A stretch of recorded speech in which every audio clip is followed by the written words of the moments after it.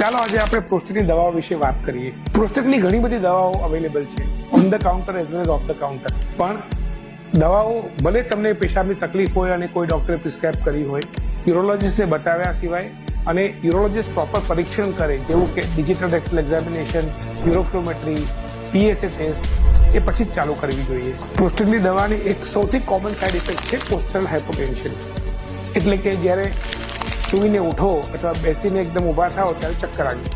આ એક common side effect છે, પણ મોટાભાગના દર્દીઓ તેને થોડા દિવસમાં યુઝ ટુ થઈ જાય છે.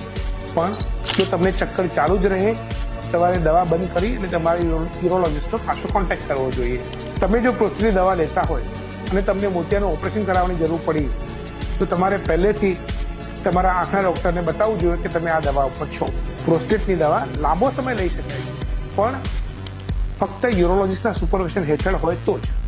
તમે પ્રોસ્ટેટની દવા લેતા હોય અને થોડા સમય પછી કે થોડા વર્ષો પછી જો તમારા સિમ્ટમ્સ એટલે કે તકલીફો વધે, તો કદાચ તમને સર્જરીની જરૂર પડી શકે તેમ છે, કે તમારે તમારા યુરોલોજિસ્ટનો કોન્ટેક્ટ કરવો જોઈએ.